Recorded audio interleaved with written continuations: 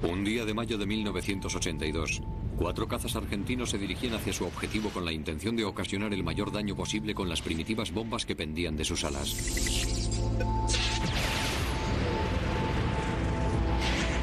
Sus objetivos, 2 barcos de guerra británicos equipados con sofisticados misiles dirigidos, deberían haber podido derribarlos sin problemas.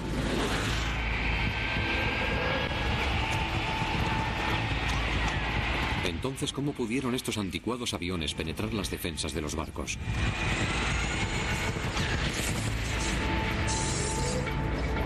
La respuesta a esta pregunta transformó prácticamente todas las fuerzas navales del mundo occidental.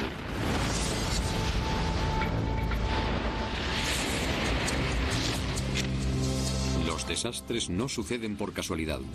Son el resultado de una secuencia de sucesos coincidentes. La ciencia que explica dónde pudo estar el error se encuentra en estos segundos decisivos. El hundimiento del HMS Coventry.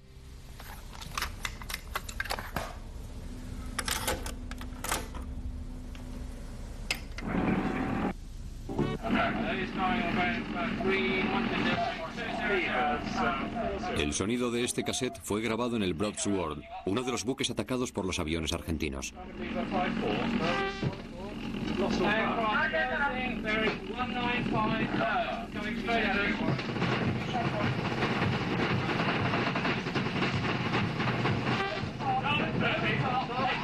Ataque aéreo 1-9. Parece que el Coventry ha recibido un impacto en el port side. El Coventry ha explotado.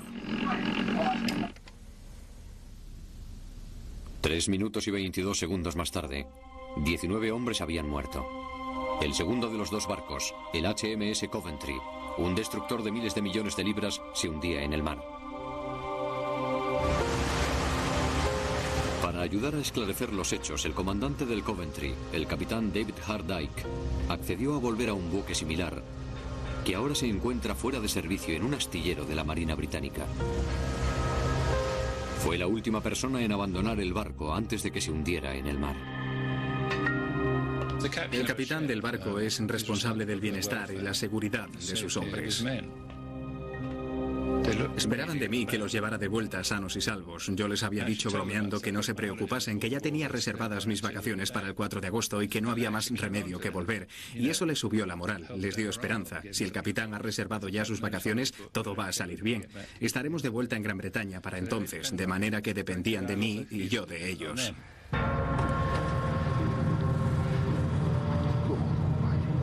Un miembro de esa tripulación era el oficial de operaciones Richard Lane. En este momento tengo mucho calor y estoy sudando. Estoy muy emocionado y tengo muchos recuerdos. El segundo barco implicado era la fragata HMS Broadsword, un buque muy similar a este. El capitán de la Broadsword era Bill Canning. Todo me resulta muy familiar. La silla del capitán es la misma. Y también está sujeta al suelo. Todos estos hombres tienen algo en común. Todos ellos han pasado por la aterradora experiencia de una fracción de segundo de un ataque aéreo directo. Hacía mucho tiempo que no se perdía un buque en un ataque enemigo. Supongo que tendríamos que remontarnos a la Segunda Guerra Mundial. La Guerra de las Malvinas fue un conflicto atípico en muchos sentidos. El Reino Unido y Argentina se disputaban la posesión de un archipiélago desierto a unos 480 kilómetros de la costa de Argentina. Desde que en 1831 un barco de la Marina de los Estados Unidos destruyera un asentamiento argentino, la historia de este árido lugar estaba marcada por la violencia. En abril de 1982, Argentina invadió las islas y unas fuerzas especiales de la Armada Británica iniciaron un viaje de 12.800 kilómetros para recuperar el control del archipiélago. Hacia el 25 de mayo la guerra había alcanzado su punto crítico. Las fuerzas británicas habían ocupado las islas, pero serían vulnerables a un ataque sostenido si los aviones argentinos lanzaban una ofensiva. Para contrarrestar la amenaza, los capitanes de los dos barcos, Hardike y Canning, habían recibido la orden de abatir a los aviones enemigos antes de que estos pudieran bombardear los barcos situados cerca de las playas. Los buques se estacionaron a 40 kilómetros de la costa, pero la tarde del 25 de mayo ellos mismos se convirtieron en el blanco, como bien pudo comprobar Richard Lane a bordo del Coventry. Estaba sentado aquí, en el panel del radar de largo alcance, y tenía localizados a los aviones argentinos. Justamente acababan de repostar en el aire a 240 kilómetros de distancia. Vestidos de blanco para protegerse de los destellos en caso de que fueran alcanzados, los hombres de la sala de operaciones del Coventry detectaron 4 aviones argentinos. Se trataba de los A-4 Skyhawks, unos cazas norteamericanos de 28 años equipados con rudimentarias bombas de caída libre. A pesar de su antigüedad, para los estándares de la época, los cazas podían volar a una velocidad de 14,4 kilómetros por minuto, una ventaja muy necesaria cuando se enfrentaran al formidable fuego de los dos buques británicos. Posiblemente la mayor amenaza para la vida de los pilotos fuera el HMS Coventry, un ejemplo de buque de guerra de primera línea de la Marina Británica, un destructor tipo 42. El destructor tipo 42 es en cierto sentido una especie de barco multiuso, aunque fue principalmente diseñado para el combate aéreo, para la defensa antiaérea. Los hombres a bordo del destructor tipo 42 podían abatir a un avión que estuviese a 62 kilómetros usando esto. El misil Sea Dart.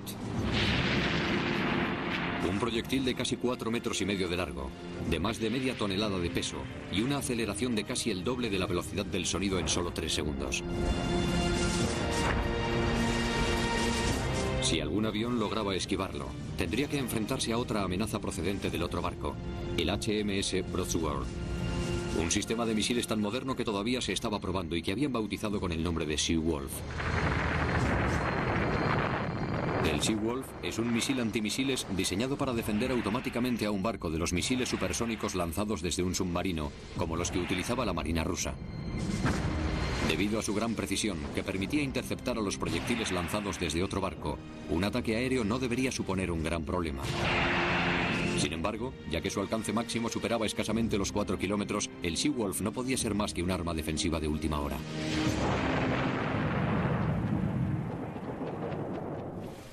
El propósito de usar los dos barcos juntos era combinar los mejores elementos del sistema de misil Sea Dart y del sistema de misil Seawolf.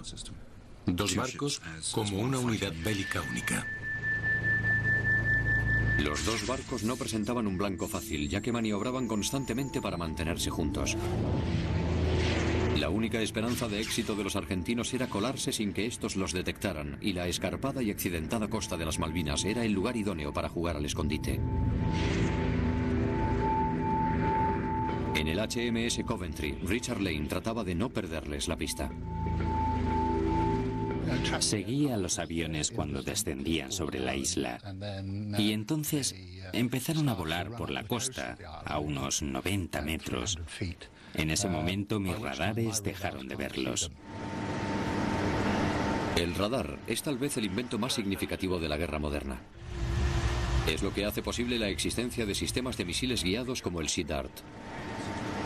El radar envía señales de radio desde una antena del barco. Las señales viajan a la velocidad de la luz y cuando chocan contra algo, parte de la energía se refleja. Calculando el tiempo que tarda el eco de la señal en volver, se puede averiguar la distancia del objetivo. Pero si los aviones vuelan habiendo tierra en medio, los radares no pueden detectarlos, y este fue el primer punto flaco de la defensa de los barcos británicos.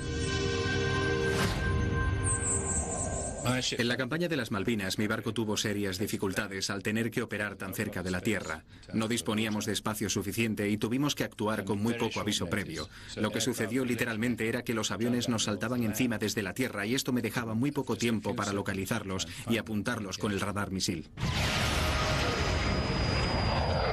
Viajando a una velocidad superior a 800 kilómetros por hora, los aviones se acercaban a su objetivo. Para presentar un blanco más difícil para los británicos, decidieron atacar desde dos ángulos diferentes y la formación se dividió en dos.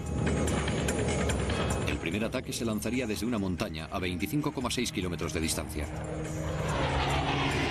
Una vez al descubierto, solo tardarían 80 segundos en cubrir los últimos 19,2 kilómetros de agua. Había muy poco tiempo. 2-2-0.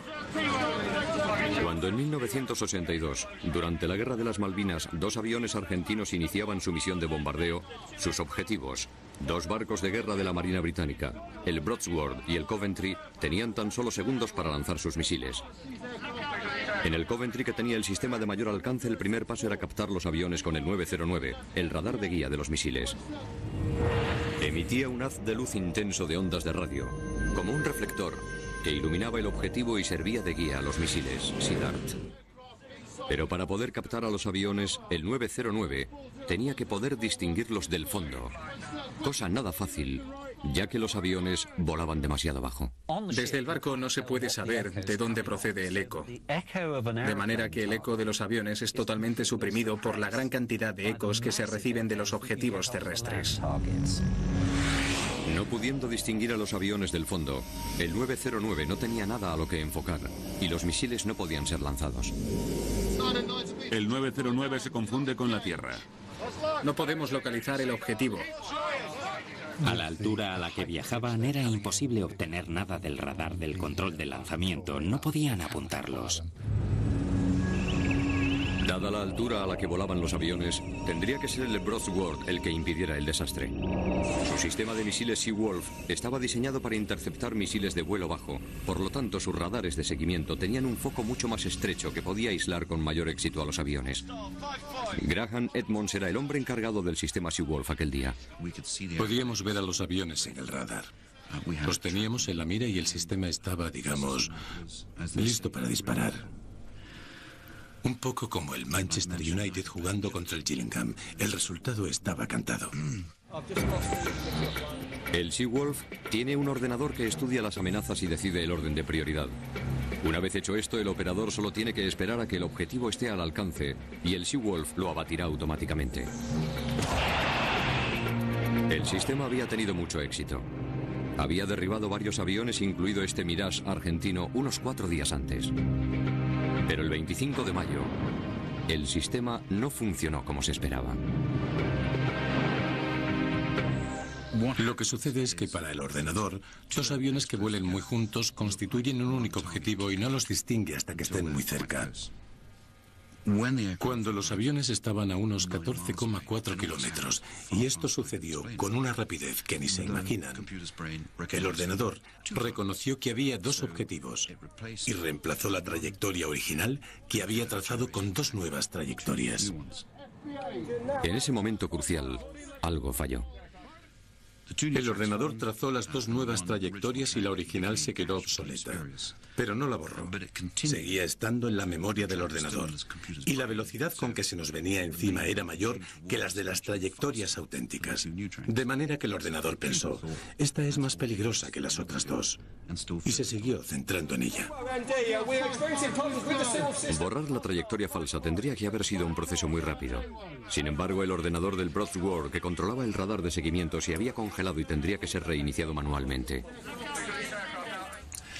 Este es el ordenador FM1600. Cuando tenemos que reiniciar el rastreador y encender de nuevo el ordenador, este es el procedimiento que seguimos. Solo tienes unos pocos segundos para dar los pasos correctos y no equivocarte de teclas. Y lo que sucedió es que no fuimos lo bastante rápidos.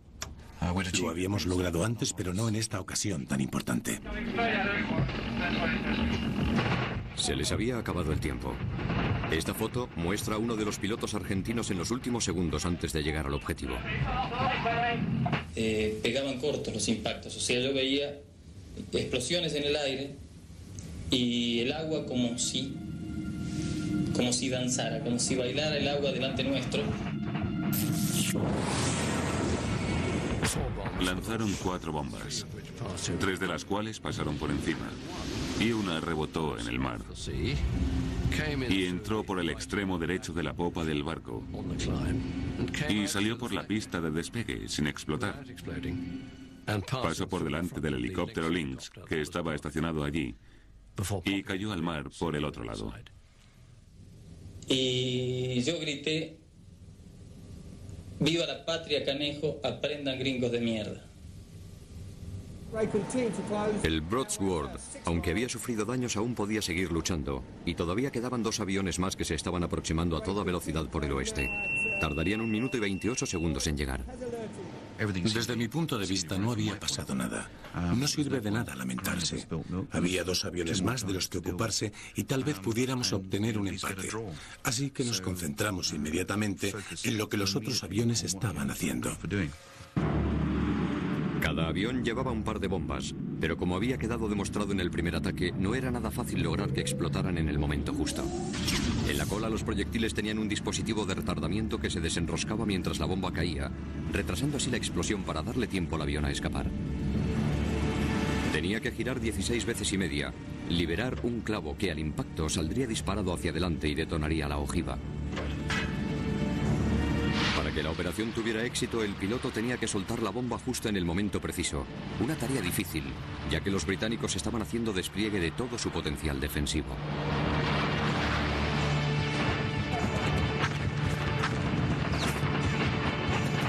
Tenía 2 cañones Oerlikon de 20 milímetros, 2 reliquias de la Segunda Guerra Mundial manejadas por un marinero. Con estas 2 armas intentamos abatir a estos 2 aviones y por supuesto fue inútil. En la cubierta superior había emplazado a unos marineros con unos rifles para que al menos dispararan a algo y así sentirnos mejor. Richard Lane tenía que volver a repetir la operación del Sea Dart, pero ahora bajo la presión de saber que los aviones se dirigían directamente hacia su barco.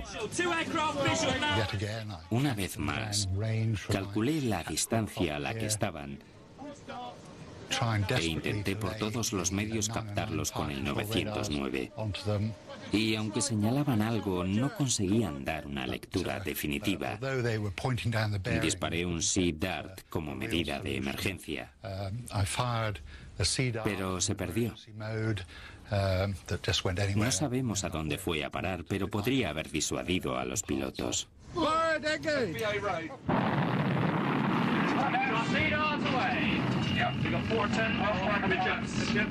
Al lanzarlo sin guía de ningún tipo, el misil no tenía ninguna posibilidad de dar en el blanco e incluso falló como maniobra de distracción. Los aviones estaban a 30 segundos o a 6,4 kilómetros de distancia. Una vez más, las defensas del Coventry estaban en la cuerda floja.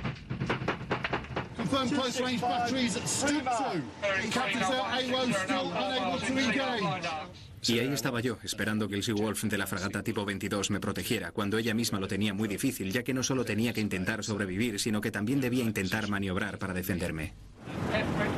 Mientras tanto, en el Broadsword tenían otros problemas más inmediatos. Tengo que decir que en ese momento prácticamente me había olvidado del Coventry. A decir verdad, estábamos tan ocupados en solucionar nuestros problemas que no teníamos tiempo de preocuparnos por nuestros colegas a unos 400 metros de distancia. Como parecía que el Broadsword no podía ayudarnos, ya que en el primer ataque no había hecho nada, le dije al capitán que básicamente tendría que apañárselas solo y que hiciera las maniobras pertinentes. Así que viramos completamente a estribor. Al cambiar de curso en el último momento, el Coventry estaba intentando presentar un blanco más difícil. Mientras tanto, en el Broadsword, el Seawolf volvía a estar listo y esperaba. Y pensé, bueno, esta vez no voy a confiar en el sistema automático. Les indiqué los objetivos a los rastreadores metiendo los datos en el ordenador, de manera que sabía que teníamos a los objetivos localizados a larga distancia. Teníamos un sistema de televisión mediante el cual podíamos ver el objetivo en la pantalla de una televisión. Justo en medio aparecía este A4. Y perdonen la expresión, pero dije, muy bien, cabrón, muere.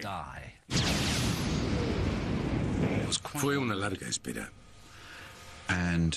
Pero estábamos bastante satisfechos porque sabíamos que esta vez teníamos los objetivos y nada podía salir mal. O eso pensé. Nos disponíamos a apuntar al segundo objetivo, cuando de repente vimos horrorizados que la proa del Coventry cruzaba la línea de fuego. No disparen, no disparen. La maniobra del Coventry había bloqueado al Seawolf y nos impedía hacer fuego. A 25 segundos de que los aviones estuvieran al alcance del Seawolf, los dos barcos habían logrado estorbarse mutuamente. Ninguno de los dos capitanes podía hacer ya nada. A 400 metros o a 2 segundos de distancia los aviones soltaron sus bombas. Las han soltado. Prepárense, prepárense. Mientras las bombas caían, los dispositivos de retardamiento daban sus 16 vueltas necesarias para detonar los proyectiles. 3 de las 4 bombas dieron en el blanco.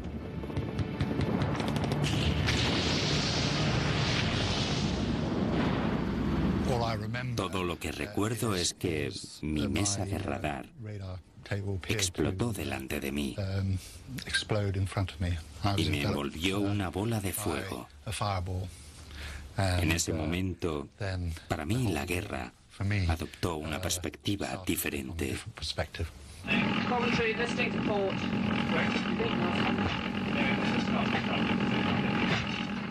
Eres consciente del fogonazo de la explosión y te quedas conmocionado, pero con suerte reaccionas como fue mi caso. Inmediatamente supe lo que había pasado y te das cuenta de la absoluta devastación, de la oscuridad y del silencio.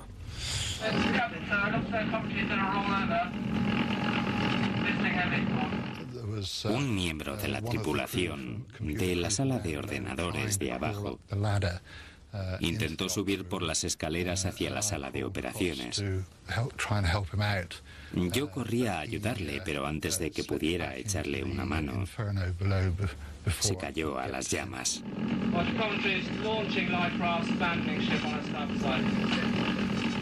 Y entonces el barco muy rápidamente empezó a hundirse. Y hay que reconocer el mérito de la tripulación, ya que gracias a su entrenamiento todo el mundo estuvo muy tranquilo. No hubo gritos ni escenas de pánico. Al final, cuando el barco se estaba volcando de lado, salté y nadé hacia un bote salvavidas. Lo asombroso es que solo perecieran 19 hombres. Murieron en el acto durante la explosión. Es increíble que 300 hombres pudieran salir con vida del barco.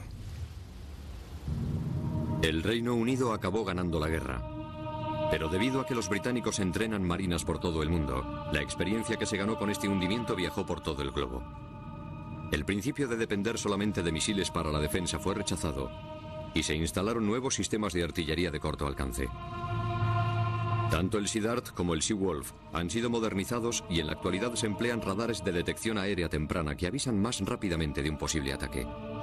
Los barcos de este puerto pertenecen a una era pasada y están siendo reemplazados por una nueva generación gracias a las lecciones aprendidas aquel día de 1982.